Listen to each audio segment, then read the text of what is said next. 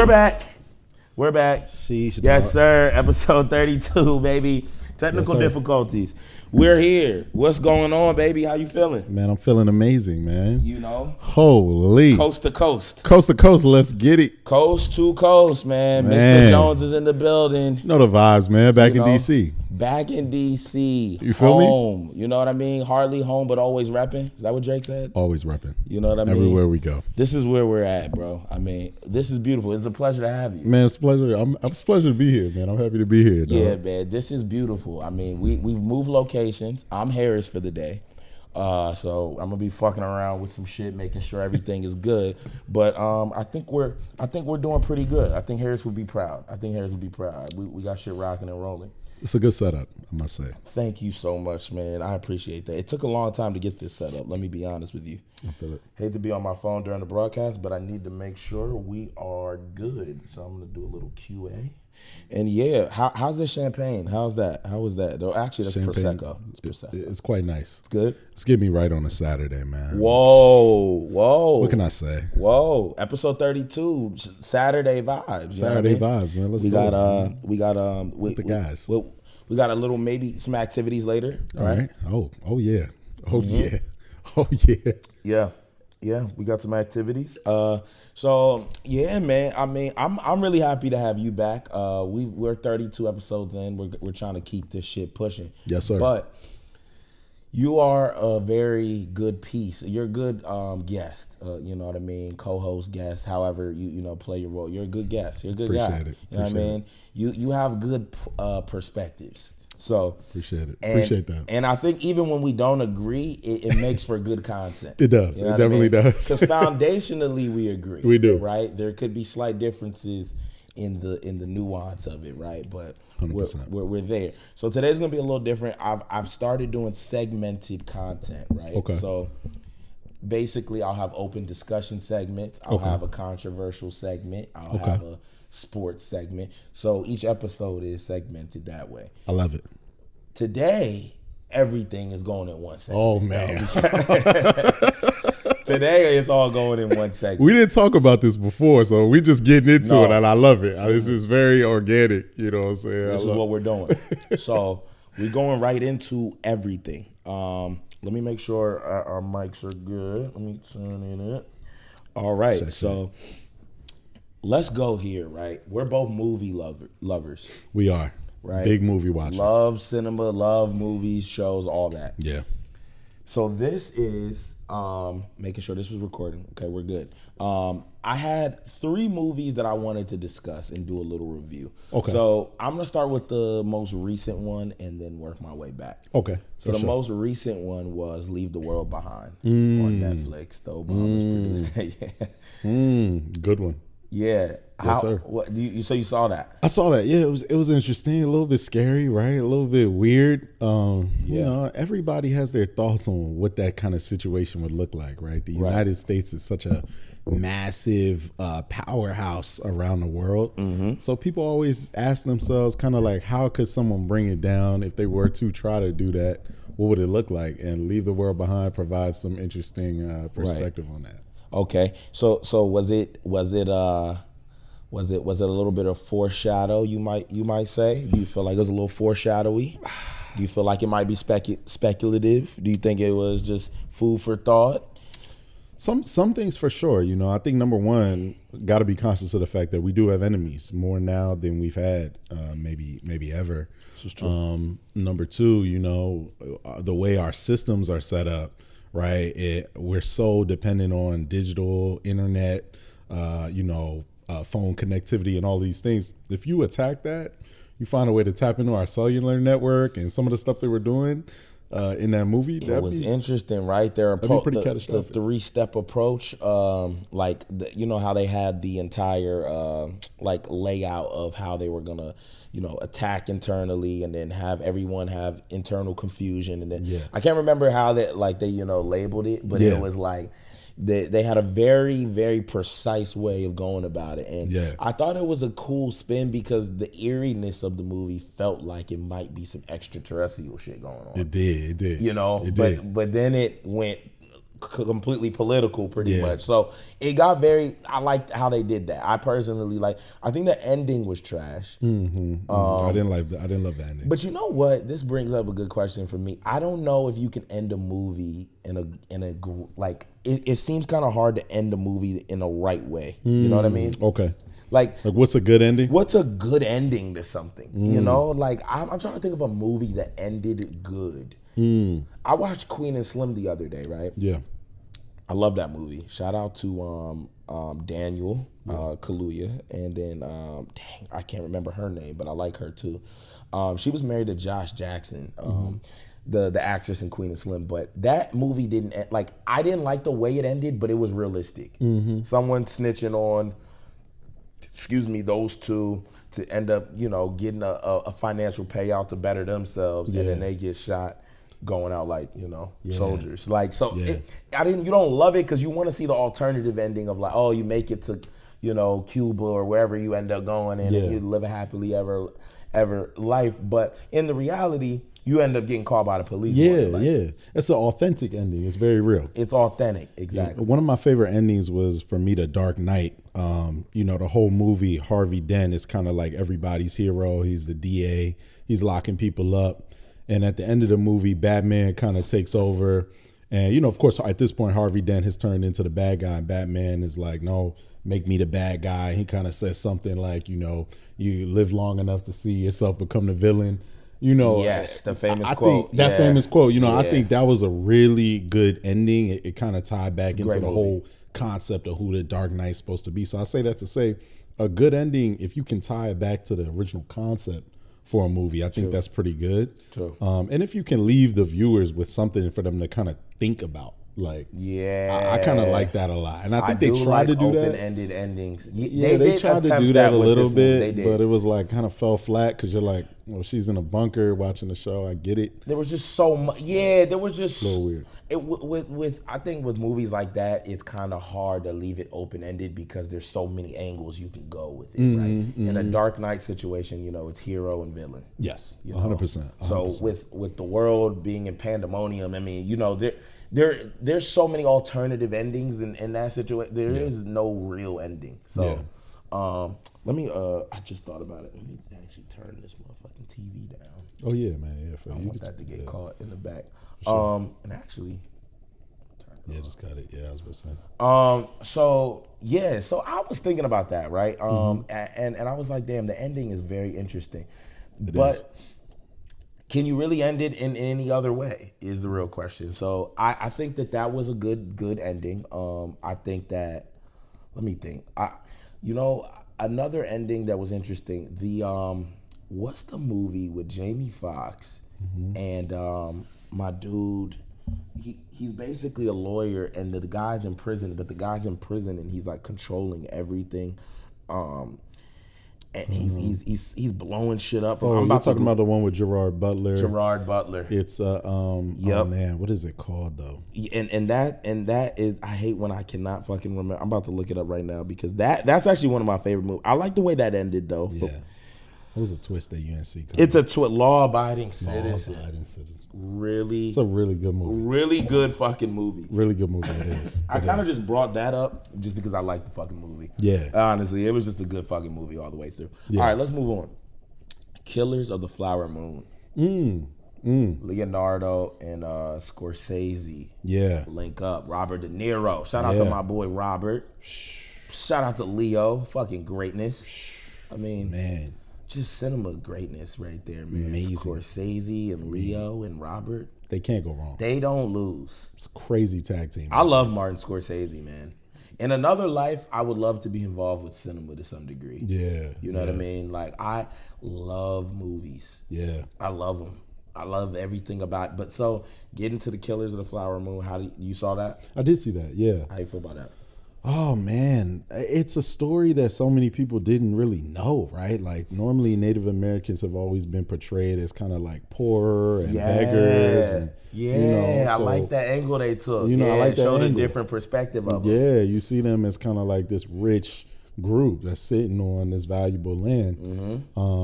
I mean, and to just see what they were doing to them, wasn't that sick. Fucking telling, right? Yeah.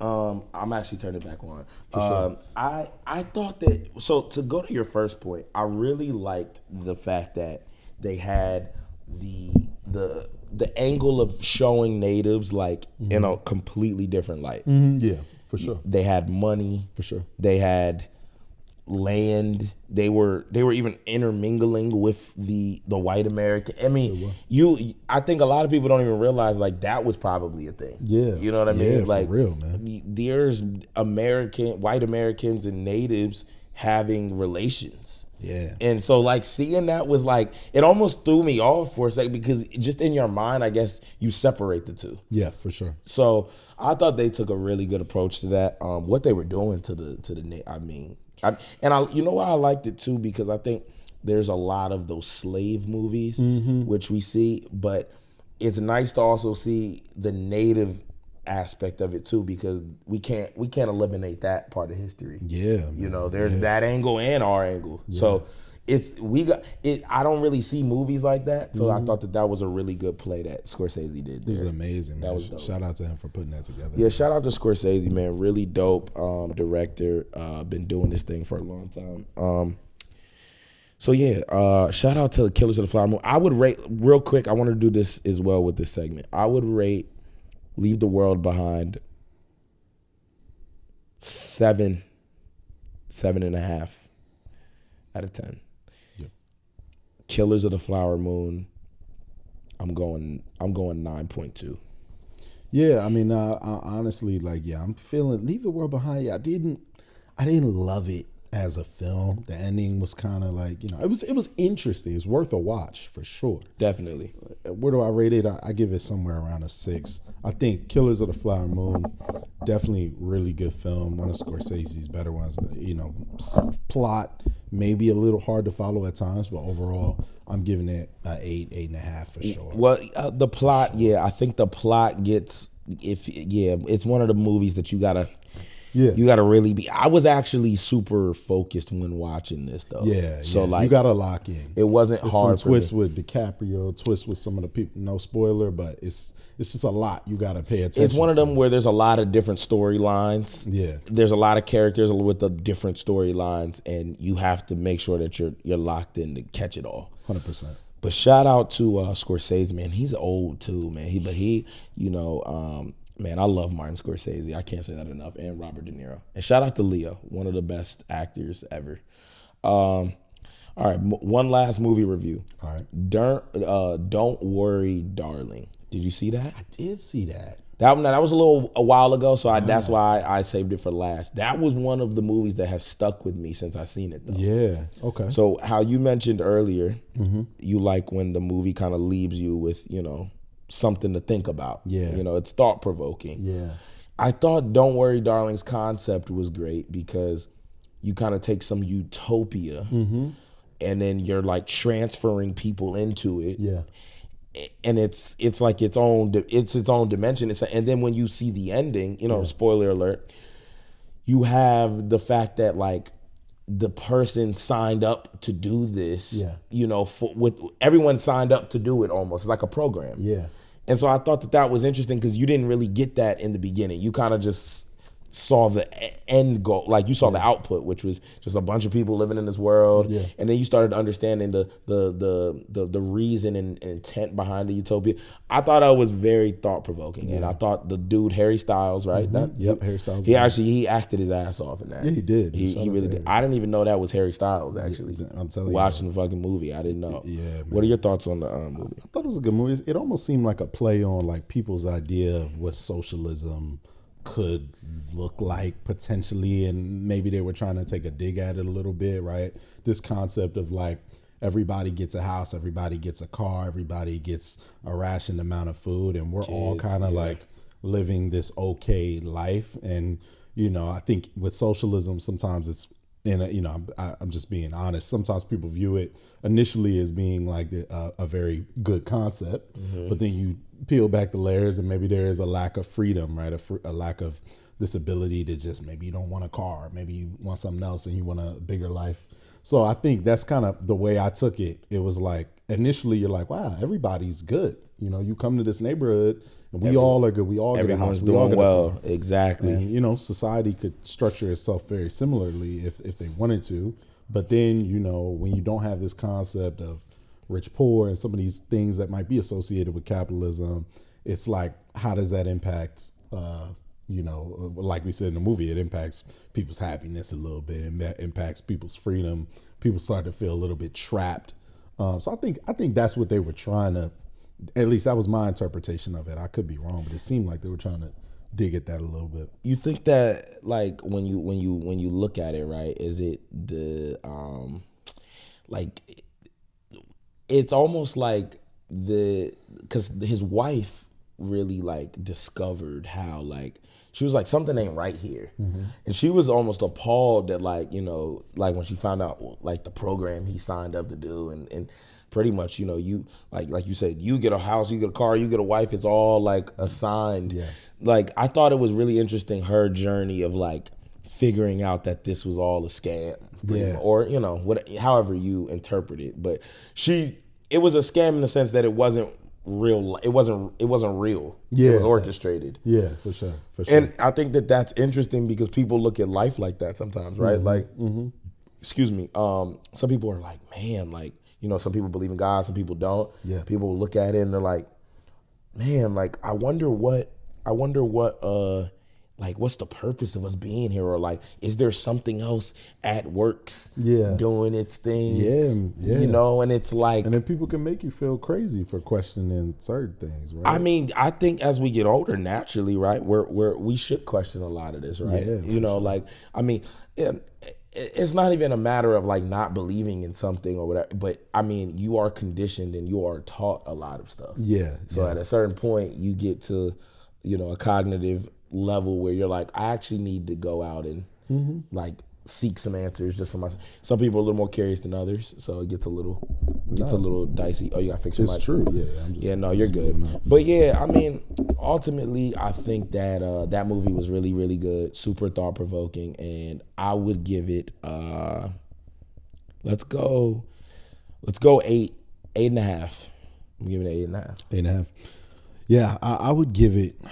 I'm definitely sitting around like an 8 or 9 for sure. It was really good. I really did like that. It was really fucking good. I hope it won some awards. I didn't do my my research, but I hope it won some awards. Hope so too, man.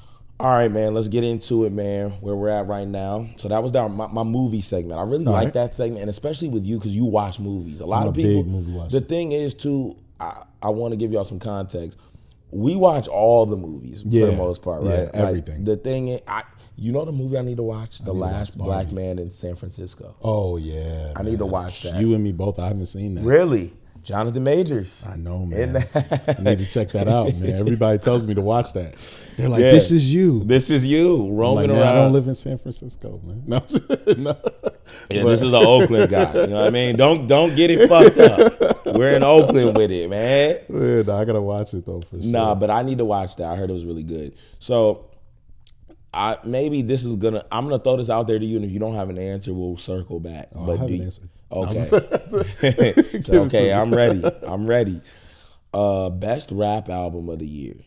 And I know that there's a reason why I'm asking this, and I'll tell you afterwards if you have an answer. If you don't, I'll go. I got one. Oh, go for it. Okay. So for me, best rap album of the year would go to Killer Mike. Okay. It was one of those self-titled projects. It's called Michael. His name is Michael, and it was phenomenal. I mean, it's phenomenal from a standpoint of like it's really engineered well. It's thought out. The lyricism in it it's almost euphoric in the way, like, or like it gave you that feel like when niggas used to rap about something. And you know what I mean? Like, I feel like a lot of it now we're not rapping about anything, which is why it doesn't sit with you. It doesn't resonate. It just the content was there. Feel like the subject matter and all of it, exactly.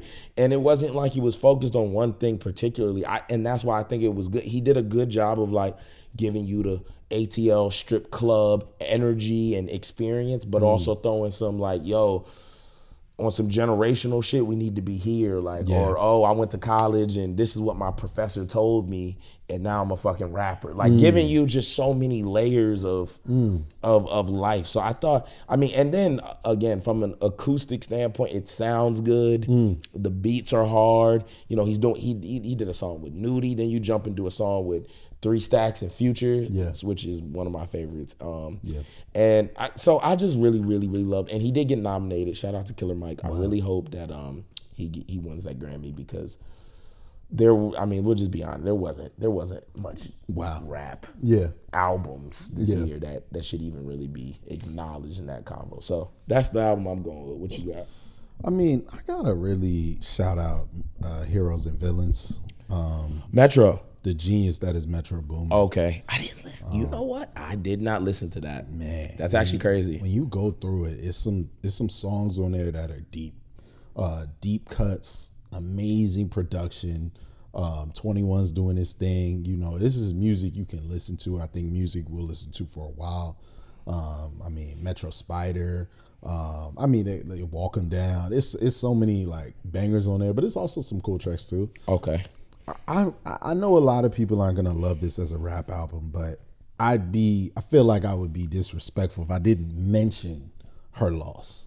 I gotta mention it. Hold on, that was this year. Let me say that's honorary. I give it to Killer Mike for best rap album, but I have some honorary mentions and some Her Loss. Gotta mention it. Was a hell of a collab project, and let's say like we gotta acknowledge collabs don't really be hitting. You know what I mean? Like that. People be collabing and it's here and gone. You know what I mean? Like that Her Loss, I was actually really proud of 21's contribution.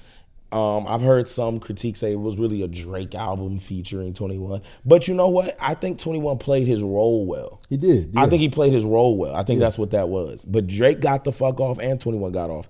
And Her Loss was incredible. So great mention that you said that. You know, there was a lot of talk about whether or not Drake could rap. You know, I think a lot of people were kind of bagging on him. He started off as like a singer / kind of rapper appealing to women, I'd say, with Take Care and some of his earlier, things. And then he kind of got deep in his emotional bag.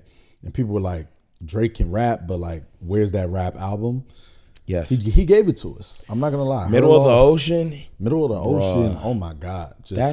I listen to that for inspiration every day. Because and I agree with you. There was a lot of criticism, especially when he put out For the Dogs, that it wasn't, we're not hearing Drake rap, and we're not gonna get into that right now. But I agree that I think that is his criticism now because he's done everything.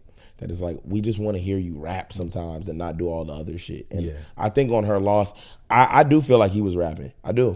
I think he was doing that for me was like, I'd say.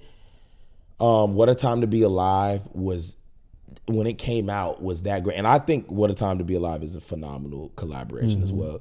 I think Her Loss is like that in just present day form. Like he collabed with another Atlanta artist and it just sounds bridged well. I think What a Time to Be Alive sounded a little more rushed than Her Loss. Her Loss sounds like they might have taken a little bit more time. What I like about Her Loss is it's simple. Even with What a Time to Be Alive, there was a lot of experimenting going on in terms of the songs they put together. Like some of the things with like something like Live from the Gutter on What a Time to Be Alive. Oh my Digital Dash. Right? No, the whole What a Time to Be Alive is crazy. What's the one? Get it, Plastic Bag. Go ahead and pick up all the cat. Diamonds. Plastic Bag. Whatever.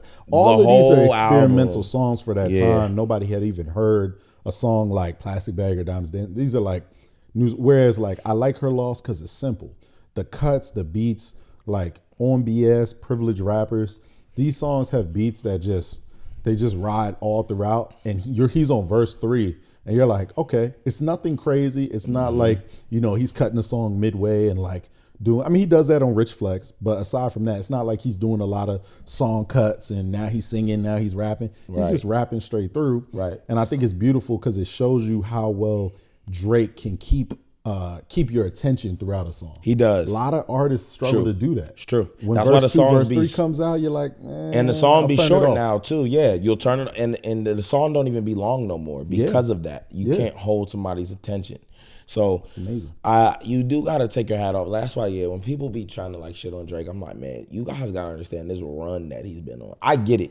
Outside of music, he does so much shit that could be deemed corny and does a lot of things that you might look. It's like, what the fuck? But when we keep it on the music, oh man, come on, man. Like, one of the greats, man. It's just we haven't seen him. The last time we seen him run like this was Wayne. Yeah. 50, I feel like 50's run was a little short, but 50's run was impactful as a motherfucker. 50's run was impactful. I'll give it a Jigger. Oh, Hove, of course. Hove was a little before, but the fact that see, that's the crazy thing. Hove was out in like early 90s. We were born in 96, and it's like he's very relevant to us who were born when he was really getting his shit off. Yeah. Not Hove, Wayne. You got to shout out Gucci for the longevity. I mean, he went to I jail, agree with Gucci. And I think, amazing, but that's a regional thing, artist, right? Like, I think in the South, Gucci's big all over, but in the South, he's like, God. He's the man, yeah. But I 1,000% agree. I actually like Gucci. I didn't actually fuck, like when in high school when Gucci was popping, I didn't fuck with it. Gotcha. I actually like Gucci now. Like I'm more so on Gucci's wave now. Yeah, so like, he's got a different sound now. He does, and I mean, shout out to Gucci though. But he's a I don't know. He's an artist that any artist who can go this long and not have to like compromise them. Like I don't feel like Gucci has really changed who he is as an artist. Like, not like he hasn't compromised who he is as like the integrity's still there. Yeah. Some people start worshiping the devil and doing all this other shit. It's weird. It's just to sell records. And it's like Gucci still talks about street shit to this day. He does. You know what I mean? He's a real street. He's not compromised. He's through and through. So shout out to him. But love to see it from him. Also, let me give one last salute. That Nudie Gumbo project. Wow, Nudie had a great fucking year. Let me say that too. Like, we're real Nudie fans. Like, I might throw some footage in this fucking episode now that I mentioned that. I'm gonna have Harris put some footage of us at Nudie's concert in College Park. That was classic. Maryland.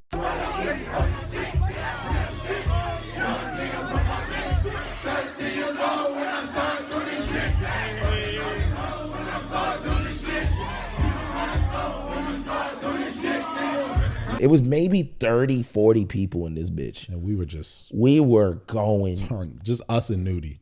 It was a person. It was he was playing songs that, he don't usually play. Yeah, he was concert. just giving us a show. No, it 30 was people, 40 people just giving us a show. Shout out to everyone.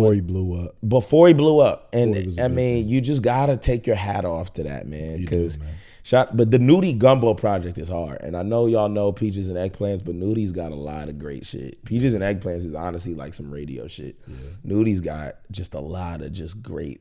So shout out to that. I'm probably missing some shout out Larry. Larry's been hella active this year. Shout out to Larry. Wiz put out a dope project. There's some dope projects for sure, but I'm giving it to Killer Mike. Shout out to that. Heroes and Villains. We got and I've kind of heard those two kind of been the one, and then we got Her Loss. So we'll see who wins at the Grammys, man. You know what I mean?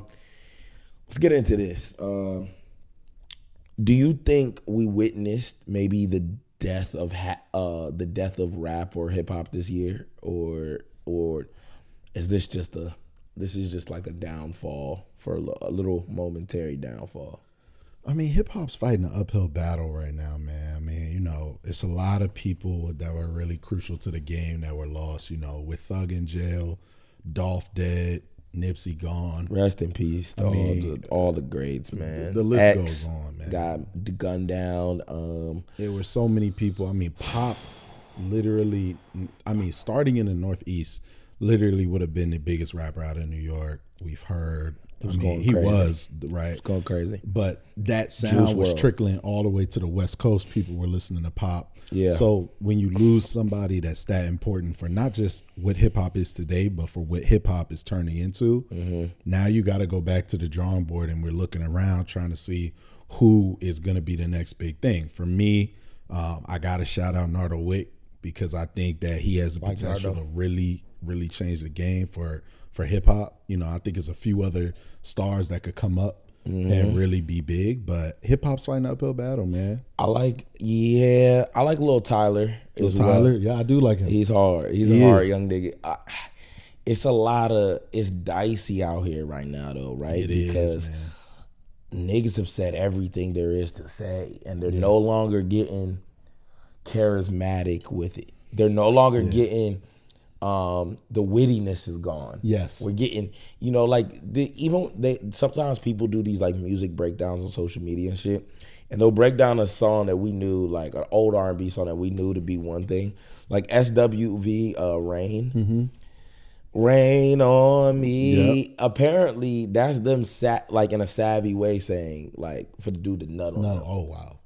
But look at how savvy it is though. Like you didn't even know, you wouldn't have even connected that. And it's like, wow. That's interesting. But that's beautiful. That's art. That's art though. That's art. That's what it's supposed to be. You're not supposed to like see it. And I think in my opinion, like, I mean, some art is more direct, but I think art should be abstract. It should be. In most, like you look at a painting, you're like, why does everyone find this so like fucking beautiful? It just looks normal. And but there's abstract elements in it that makes it what it is. Whatever the Mona Lisa or whatever, it's like it might just be like a picture of a woman to you, but there's elements to it that make it that. So I don't know. I think music, we removed the elements that made it like, just unique. Yeah. And now it's just all copy and paste. It is, man. Same samples. People used to sample shit and you didn't even realize. It's nothing unique, man. And then on top of that too, it's like it's starting to sound negative. Like I get hip hop has always had somewhat of negative content, but it's a way to make it sound positive. You want this? Yeah. It's a way to make it sound positive, and I think right now it's unfortunate because it's starting to sound negative. You hit on a good point because it is negative. You're right. It is negative. We don't. Like, I don't know. I can't necessarily say, like, I have listened to a new artist that I never heard of. That's why I like the lifestyle rapper. Like a Larry, a Spitter. Shout out to Currency. Been doing it for a very long time at a high level. Yeah. Larry's is positive. It's positive. That's what it should be. It's just positive. Like, that's why I fuck with it so, because it's like, how can you not? Yeah, man. Like, he's found a lane where no one's really on some like lifestyle pop. Primo Rice, another dude. Shout out to Primo. When niggas are talking about, listen, I'm getting money this way. Yeah. I'm traveling here. Yeah. Larry put me on to so many cities in California that I didn't even know about. Just being informative. We don't even 100%. Got that now. Now it's just like I'm fucking a bitch. I'm doing the drugs. And it sounds like you're robbing, killing. It just like even and not to keep going in on Nardo, but when you listen to his music, Nardo. It has a positive. It might be negative content, but it sounds positive. So when you look at something like Who Wants Smoke, we were talking about this the other day. Like Who Wants Smoke is negative content, but when you hear it in the club, it's fun. It's like you don't feel like it's really like you're going to smoke somebody. It's like it feels like it's something you're saying, like almost funny, joke. So I say that to say we got to get back to that. Future's really good at that. Thug is really good at that. Gunna can make songs that might be negative or positive content. It sounds positive. It sounds uplifting. You're very right about that. Thug is a master at that. He makes shit sound so fun, and he's really talking about a lot of gang. Well, Drake, quote 21, same thing. You know what I'm saying? Yeah, no, they make shit sound fun, and I think that's one thing about Nudie too. We brought up Nudie. I think he even I think his sound it is unorthodox, so you don't jump to it. That's why I've tried to put him on to people, and people don't. Yeah. V's, a lot. I'm in the same bag I was in when I first got put on the Nudie that I am with V's. I like it, but I'm not all the way tapped in yet. Same. I'm not. I don't think he's bad. I like that it's different, but I'm not hearing what everyone else is hearing just yet. Yeah. But I like that you can be a trap nigga or whatever and make it fun. That's what I love about Nudie. I feel like he's using beats that are different. Yeah, don't bring me down.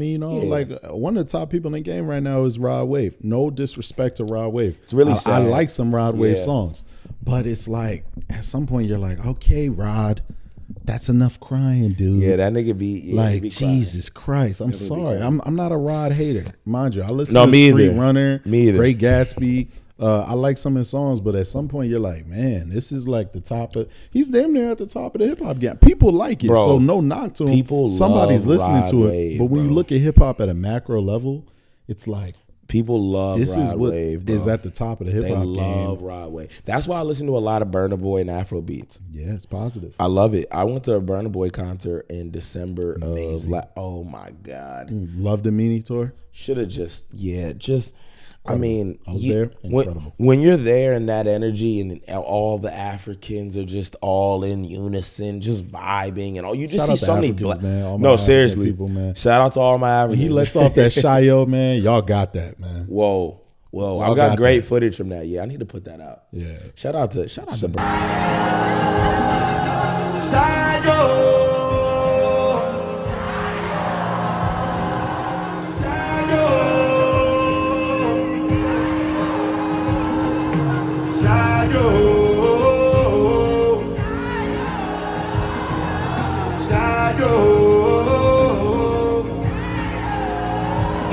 Burna, man. Shout out to WizKid. Shout out to all them niggas, man. Going crazy. Shout out to Motherland, man. Woo.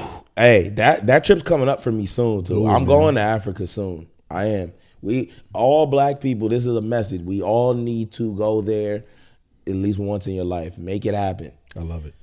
All right, man. Let's move on. So let's go to sports, man. Let's go to sports. All right. What's your thoughts on the state of modern sports? Like, there's a lot of injuries. There's a lot of major contracts. Yeah. It almost looks like the effort ain't there the same way it used to be. What do you think about where sports are in general? I mean, we can keep it on football and basketball. I don't want to speak about other stuff that I don't follow that closely. Yeah, for sure. I mean, I think big business is, of course, impacting the sports game more than ever, right? Also globalization, right? I mean, there's a shift towards localization, but the idea when you look at the NFL, they're having their first game next year in Brazil. So I say this, they're moving like big businesses, right? And it's impacting the players, right? Because now you have to think about like yourself. You can't just play the game anymore. You got to think about yourself in this business and be very careful. Yeah. And so unfortunately, I hate to see JJ on a Vikings sit out for weeks. Let's talk about that. 'Cause that nigga's on my fantasy team. Yo, JJ. I hate to see it. I'm just saying, if you ever come across this video, I fuck with you heavy. Heavy. No, seriously, I didn't even shit on you all year. I was like, listen, you know what? I get it. But once you start looking into it, you don't get it. Because then you say it's a money thing though. And that's what it is. It's a money thing. And your agent told you, look, this is your contract year. If you get remotely injured, shut it down. He shut down. This nigga got hit in the Raiders game. They played somebody. Dobbs was starting. He got hit up here. I think it was a chest injury. But they took him out the game right after that, took him to the hospital, played the next week. That just tells me that was all precautionary. There's no real injury here that's keeping you out. You and your agent and the team have all come to an agreement. If my fucking pinky toe hurts, I'm not going in. Yeah, man. I'm not risking not being able to make the most money that a wide receiver's ever made. And that goes to what you're saying. It's all about this big business shit. And that's taken away, though, from the fans. It is, though. Because, and I get it. Y'all niggas don't give a fuck about us. You know what I mean? That's cool. It's not. But that's fine. You don't have to. You don't know us, right? We don't know you. But at the end of the day, we are the client. We are the customer. We buy and subscribe and go to games and buy merchandise and all that shit, sell memorabilia. Yeah, I hate to say it, but y'all are entertainers, man. You gotta. No, you are. But it is, though. You are an entertainer. You're to entertain us. You are. I mean, unfortunately, I'm not trying to dumb it down. I'm not trying to dumb it down. You're super You're talented. A millionaire. Yeah, but you're an entertainer. But see where the love. Keep going. Don't get me started. No. You're good. Hold on. No, but we need to have these conversations because when you see a DeMar Hamlin situation, you remember that serious. Yes, they're using this guy like he's a puppet, and it's disrespectful. And when you see that niggas was about to go back out on the field and play. They were like, what do we do? Do we have to stop the game? I'm going to tell you this right now. Who cares if he's dead? Football is some crash dummy shit, but that's a whole nother. I love football. You know what I mean? But when I look at other sports, even rugby don't be nearly as brutal as football, bro. Football is literally the craziest shit you could think of. You're banging your fucking head into someone or something every day, every other fucking day for however long you play, right? Sure. Soccer, for instance, it's a sophisticated sport. Yeah. Fucking tennis, golf, those things. Don't get me wrong, you know what I mean? They're not nearly as entertaining to watch. I mean, tennis low-key is pretty entertaining to watch, and so is soccer, by the way, because soccer is the biggest sport in the world. But I guess there's something about violence that we're all attracted to in that way. Spectacle, yep. So I guess football is always going to get it done. But what do you see? You mainly see niggas playing that, you know? You do. And it's unfortunate. And again, like you said, you are an entertainer. I mean, you got to look at it like the fans are being robbed. Man. You know, you're getting 300, 200 million. We're seeing ridiculous contracts, bro. Deshaun Watson, 227, hasn't played, I think, but 12 games in 2.5 years, 3 years. What are we talking about here? If you give anybody in the world 225 million guaranteed, and you say, listen, hey, I mean, you may play today, you may not play tomorrow, but we're giving you the money, there's gonna be a lack of effort. Naturally. Complacency is natural. You know what I mean? People get complacent naturally. You start getting money, or you live in a nice area, you start getting comfortable. Your guard goes down and down and down and down. You give a nigga 200 million? What the fuck are we doing? Hectic. We got to restore order now. No, you're right. Fast. You're right. I mean, niggas just don't care. And if I had 200 million, I can't say it'd be different. What I'll say is this though. The passion and love for the game, I would remain in that if that's what I was really in it for. If I was always in it for, you know, to get better financial gain and be in a certain tax bracket, then when the money comes, you're gonna see me change up. But the love of the though. What'd you say? I feel like they all do. You feel like they all what? I feel like they all change up to some extent, you know. I mean, no matter what, even if they love. At some point, it becomes a business. You know, everybody's got a price. They meet it, and you move accordingly. So you might have came in a passionate quarterback, but you left a 200, millionaire or whatever. Right, you're a different person. See, and that's why it gets tough, because when you're talking about these types of numbers, there's no way to really gauge. Is this about passion anymore? Or is this I'm really just about you know what I mean? I'm just about getting my new contract. The JJ shit was a hamstring. He could have played. He knows he could have played. And I get it. The hamstring shit is sensitive, especially as a receiver. But at the end of the day, that's not something that you sit out that long for if money isn't on the line. If money's not on the line, and your team's in playoff contention too, and you're doing this. So I can only imagine if you're a bottom level team like Washington, and you're just oh yeah, fuck it, I'm not coming to work. I'm getting, I get 250,000 by the way, a game. A game. Jeez. Some niggas will never see $250,000 in their life. Or, I mean, honestly, there's a bunch of people who may never see 250. It's crazy. That's insane. That is insane. There's a guy on the 49ers who, I want to say it's Eric Armstead, who got fined, and then they did the California income tax on his shit. So he got fined $40K, and then he got California income tax, and it basically he didn't make any money for the game. It took I don't know, all of that was $100,000 gone. Wow. Nasty. So, hey man, I mean, I think I wanted to ask about the state of sports. And me and Aaron did a sports segment on here, and I'm going to continue to do that because the sports guys need to be investigated, and it's not their fault to a degree. I mean, you're giving them too much money. Yeah. I think That's it should be. comes down to. I think it should be non-guaranteed. I'll be honest. My business model would be this: incentivized pay, right? Like based on whatever stats or whatever whatever stats or a winning percentage that you meet, you'll get paid accordingly. But I'm not just handing out 200 million. No, I mean that's what they're doing. That's sick. Come on, man. Let's be real. So let's talk about this. Let's switch gears. So you've moved to California. I have. So describe your coast to coast experience there. You know what I mean? Like Cali versus DC? Right, yeah. Like socially, professionally, geographically, like touch on all bases. Yeah, absolutely. Well, I mean, socially, I think DC is it's a stable city. You know, it's based in governments here. Everybody here is about living a stable life, being okay.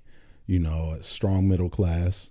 And, you know, we all grew up with certain values, right? So socially, when you meet people, that's kind of what everybody's focus is to some extent, right? Everybody that you come across is like big on making sure that they're not too far out there. They're not saying anything too crazy. They're kind of giving you like that middle ground. Cali, you have two different extremes, right? People are very much expressing themselves. They're going for it. You don't find this large group of people that are somewhat stable. You find some people that are doing very well, and some people that are not doing well at all. And it's not just, of course, you have that in every city, but it's just very different. The culture is very different. So, I mean, socially, it's been cool. When I moved out there, you know, I mean, the guys in the Bay specifically, you know, there's some cool folks. There's also some people that, you know, kind of keep to themselves a little bit. Right. You know, I mean, it's hard to say, but overall, I mean, it's a lot I could say about it. But what I'll say is socially, the experience has been cool. It's been good. You know, professionally, it was cool. What's the black presence like out there? Like, how you feel about that? So, fun fact. So, apparently, California has the same number of black people as New York City. Yeah, we talked about that last night. That's fucking insane. So, it's an insane number. I think it's around 2.7 million. So that's how many black people there are in New York City. So, and then of course, when you look at the Bay, there's an even smaller number. So it's not that many. You know, you get a taste of the culture here and there, right? And the black people that are there do kind of keep together, but it's not DC where you get to see this wide range of black people that do all these different things. Like when I come back, just seeing a black person working at the museum, seeing a black person driving a nice car down the street, seeing a black person taking a track, whatever it is, the whole range, all the layers, is beautiful. You know, it's a beautiful thing. Now it is, you know, I think it is valuable for us to be in those areas though, like a Cali, like a Bay. I would say the same. It's just valuable for us to find ways to expand out there. There's just so much opportunity for us. They love our culture. People love our culture, our music, the way we dress, the way we talk. Some of the things we've created, some of the things that I saw get created in an area like a DC or a New York. It's amazing how it's spread throughout the country. So, you know, big opportunity there. I like that, man. Yeah, shout out to you, you know, for being a trailblazer in that regard, because you got to get people to go out to those types of areas to you know, get the ball rolling. Yeah, man, for sure. You know, we as black people, we like to be all up under each other, which I get. It's a comfort thing. It's a safety thing. And when you think about some areas that aren't as black, right, sometimes we shy away from those things, right? Like we love a Houston because you know that there's a large black population, but when you tell people about San Francisco, people know that there's not as many black people. So it's kind of like San Francisco's lame, and it's like, nah, you can have a good time out there. Yeah, man. I go more towards where it's like wherever I look at it like, okay, if there aren't a bunch of black people there, I know a lot of black people might look at it like, you know, there might be like an uncomfortability aspect kicks in, or maybe like a little, not fear, but you know, you don't know how you might be received.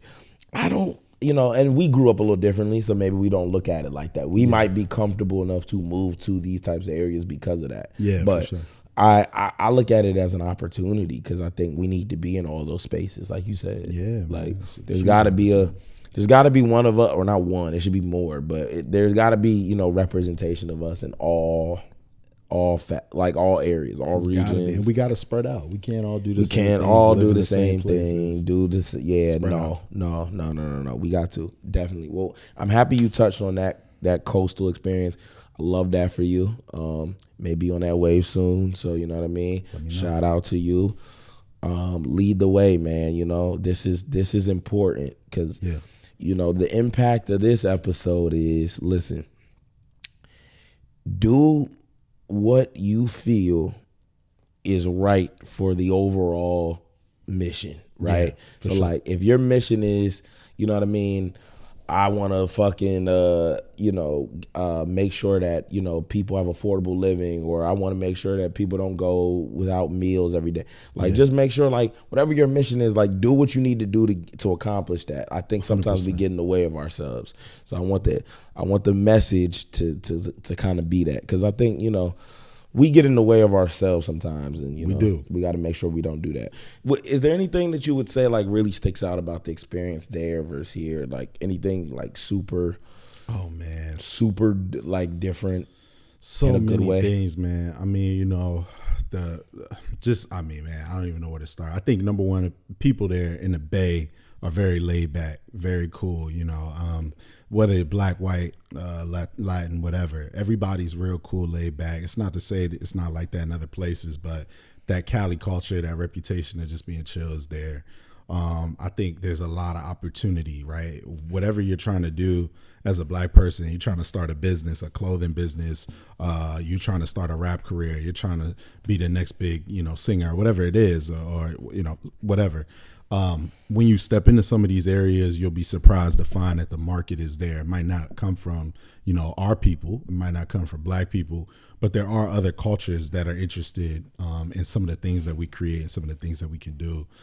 So I think that stands out. You know, I don't know. So it's a lot. I mean, as you can see, I love the Bay, but, you know, I love DC too, man. You know, being from here, it's a great city. It really is. I think it's nothing like being from this area. Yeah, man. No, facts. Like it's nothing. We do take for granted for that, man. A lot too. Yeah, it goes back to what I was saying about stability, man. When you grow up in the DMV, you are so well rounded. You grow up understanding the value of being okay in all fronts, and really like being just this kind of person is like, I have a job, but I'm also cool to talk to. I also listen to music, but you know, you're just tapped in a number of different lanes. You're not kind of like a one-dimensional person. And when you go to other places, you find these people that aren't necessarily as well-rounded. So, you know, we don't even know how valuable that is around the world, man, because a lot of us stay here. You know, we're well-rounded people, but we don't leave. You don't leave. And so that's it's like, so true. And that's why I say what you're doing is important.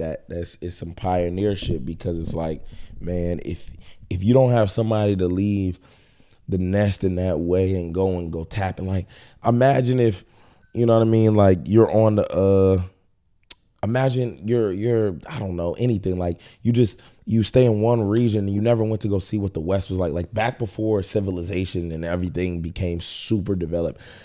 People like, oh, I heard about California, or I heard about Chicago. I never been over there. I'm from Georgia. Yeah. And you're like, you go and you're like, oh shit, we done discovered a whole nother land, like a whole nother. So it's important to travel too. Like that's another thing, man. Like it's really important to not just stay in that box. I encourage, as I said earlier, I think we all need to go back to Africa at least once, but it's very important for black people to travel even domestically. Yeah. Because it's so drastically different in every spot. So true. And perspective is everything, man. The way you go through the world and the way you see things and the way you do things, it's all about your perspective.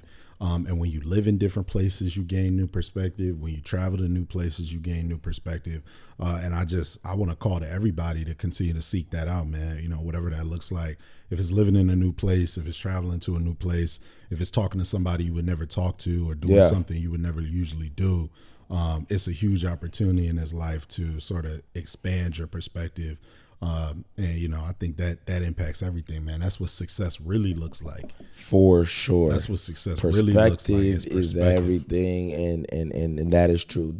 And exactly. The way to measure success is it's perspective. You know, you might have a good job. You might make all the money and whatever. But what is that buying you? Well, it's buying you the opportunity to go out here and do new things and experience new things and really get all of what life has to offer, right? Because if you don't do that, you're robbing yourself. If you don't do that, you're robbing yourself. It's not about the cars, the clothes, the flashy stuff. It's all about that shit is doing things to see things differently. Yeah. So that when it's all said and done, you know, you really made the most out of this life. Yeah, you can be like that. Hopefully you impacted the next person to do the same thing.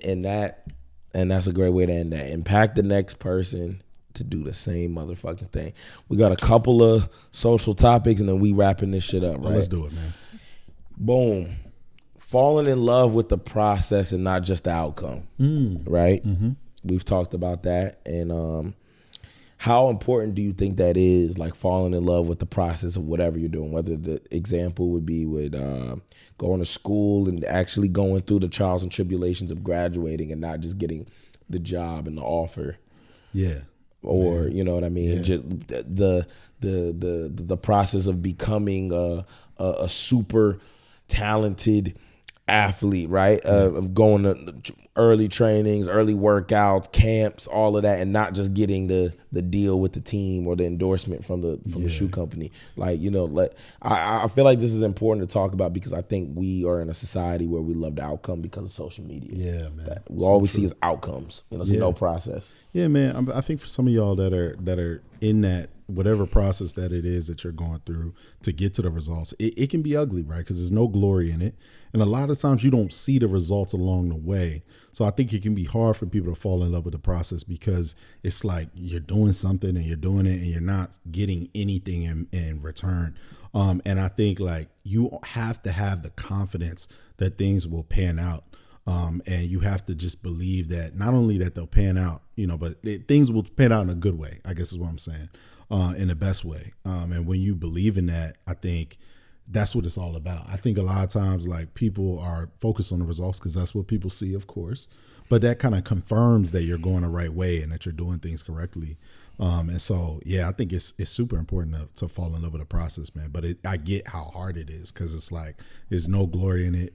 You don't know, am I doing this, you know, the right way? Is this going to turn out well for me?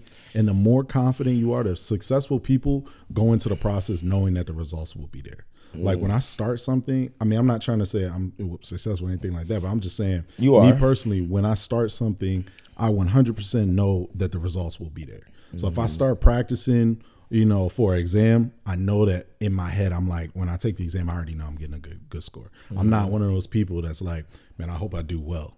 No, that's not me. I'm just not that kind of person. And so I think you have to start whatever. If you're trying to finish a degree or if you're trying to get a new job, you're trying to start off a new, you know, you build your rap career, you're trying to start a new podcast, whatever it is, you got to go through the process like having the utmost confidence that this will turn out into something big and it's something bigger than anything that the world has ever seen. Like that's how confident you got to be. Yeah, no, you're dead on with that. Like you gotta have confidence. I think confidence is key. Confidence is killer. Without it, you don't go far. Yeah, man. You don't go far. Yeah, man, a process. But you know, people these days, it's all about results for people, man. It's all about results, and that's why I want to bring this up because I really do think it's important, man. I know it looks nice, right? Somebody showing you a Tesla, a house, some keys, a vacation, or whatever. Yeah, you can show results so many ways, man. Yeah, you can show results so many ways. It's fake. There's so much stuff that I do not show to anybody but my close. But like, if I showed off every single fucking thing, like I was thinking about this the other day, we done did so much shit. They have no idea. It's like if I actually put all of that out, it's just you're gonna think like, oh wow, like what's going on? Like what are these guys up to? Or like what do you do? Or what? But I don't do any of it because if you want to, I'll show you or we'll talk about it. It's not because I'm not a believer in showing you the outcome. I want to show you the process and then we get to that because I think there's beauty in showing the outcome because it's appealing and you can get people to buy in quicker. But I think it's misleading because not everyone can afford this type of house or this type of apartment or this car or this extracurricular activity. Like there's a lot of people who might not even be able to do that just the way that you do it. So you gotta you got to be a teacher in a sense. 100%. Every kid is learning differently. You know what I mean? Yeah, man. So, I don't know. I'm not big in showing the outcome like that. Like, I love, I graduated, I did this, or I got this certification, I got this promotion, blah, blah, blah.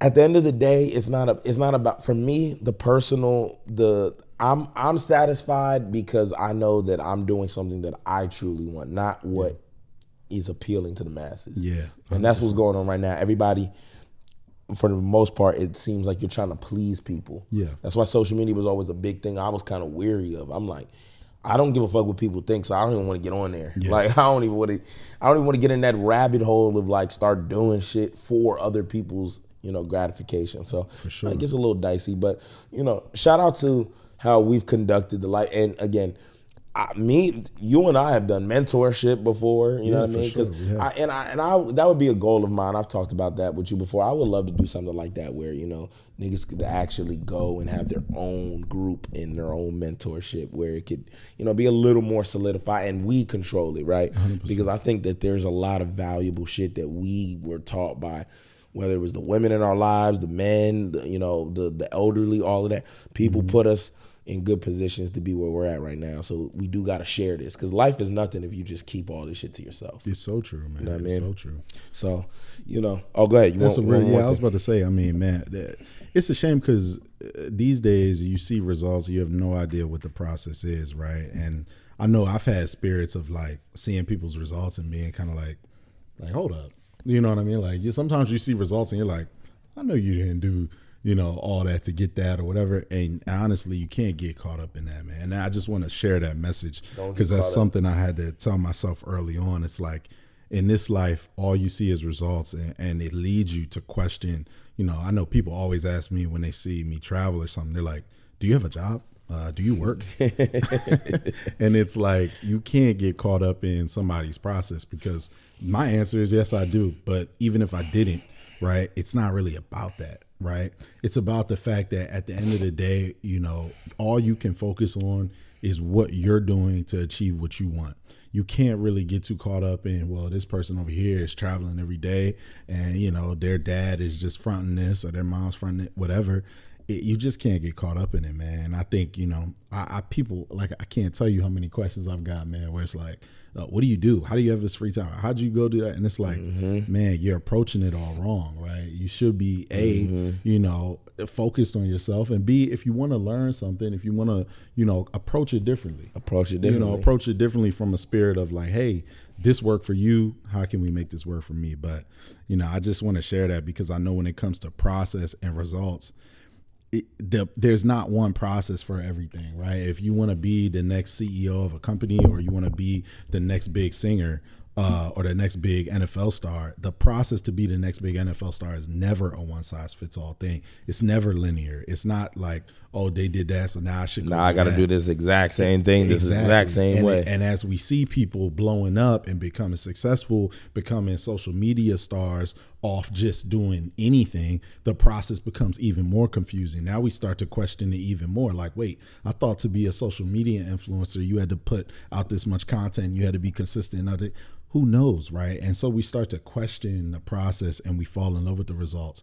And I'm just here to share. It's like, man, you're going to see those people where you're like, man, these results don't make any sense. You have to approach that with the right spirit. You have to. You have to approach it with a spirit of like, okay, listen, they got that. And it's cool for them. I don't know how they did it. Maybe they finessed, maybe they worked hard for it, whatever. It doesn't matter. Focus on yourself. That's so true. And to conclude this too, I think it's important to know that, when you see someone living a certain life and you're curious about how they're doing it and stuff, like you said, approach it a certain way. It's easy to fall in love with, the results or the aesthetic, but because if you approach me like, do you work? I'm like, come on, bro. You know what I'm saying? Yeah. It's like, come on. Like, these people are like, I went to school with you and you're asking me if I work. Like, I have a job, you're asking. You know what I'm saying? So it's like, approach it a certain way. If you want to ask me about how this career field might have worked out for me, or how, my PTO setup has, how I was able to do whatever, come specific and approach it a certain way. But if you come with that spirit of like, man, they don't deserve that, right? You're gonna be very confused in modern day era because it's a lot of people getting things in crazy ways. This is so true. And that's what makes it very convoluted, but we'll leave it there, right? It's a lot of people get a lot of shit, like in a lot of ways, man. You never know now. There's a lot of ways. I mean, good and bad, right? Like now you can kind of get, you can get money in a lot of ways. Let's just put it that way, man. Seen a girl's Cash App the other day, $88,000 off feet pics. Yeah. That's a lot of money. You see an $88,000. She just posted $88,000 Cash App, and I was like, "That was $88,000 feet pics." So you never know, right? I mean, I say that it's a lot of money off. You look at the results, and you're like, you look at that, and you're like, "Oh, well, she did that. I definitely get. I don't feel bad about it." Or you might start to hate, like, "Oh man," or that. She's just showing her toes. Exactly. Work for her. Figure out what works for you. Figure out what works for you, man. That's the message. Okay, 2 things, right? Let's just do one. Fuck that last one. Last thing is, are you really as faithful as your options? You've heard that saying, you're only as faithful as your options. I've never heard that. Yeah, that's an interesting one. It's going to be a good one. Yeah, I mean, I don't know. This was on a docket for another episode, and I actually didn't address it. So I said, what better time to address it with Goodman Jones? Wow. I mean, I think it's funny because I actually talked to somebody about this the other day. Tell me what direction you're going in. Well, I was just going to say that I don't think that's true, but the thing is this, right? Especially in a transactional era that we're in, your options are whatever you want them to be, right?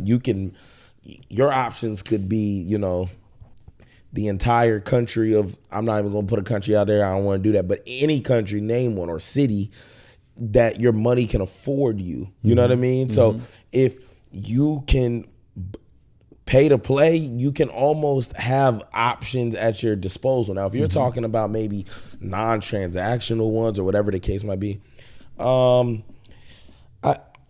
I still don't agree, because I think you can always start to get motion for yourself. Like motion can definitely be curated. It is definitely hard for some, right? Like I'm speaking from a perspective where I know how to, get that going, and I know that some people don't have that. Yeah. But life is what you make it. That will be my political response.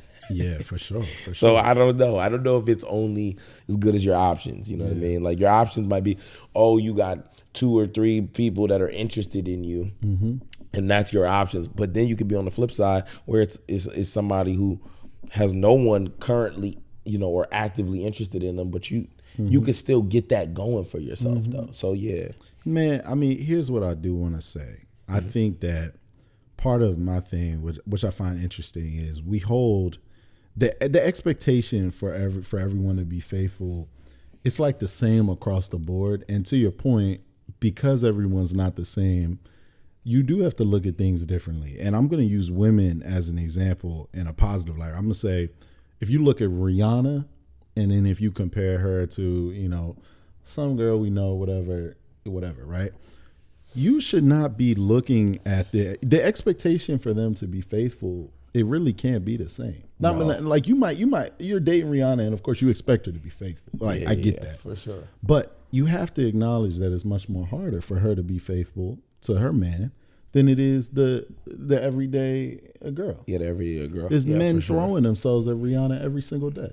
So if I'm dating Rihanna, it's not to say that I'm not going to expect her to be faithful. Of course I will, but I have to approach it with an understanding that I'm not going to it's not the same expectation. You know what I'm saying? It's just different. It's different. You're dating Rihanna. It's the same on the guy side too. It's some guys where it's like, of course your guy is super faithful, and he's it just depends, right? I mean, of course, like it's like certain guys you're like, okay, this guy has no access to anything. He's in the crib all the time. Chilling. He's not doing anything. So of course he's been faithful with you for 7 years.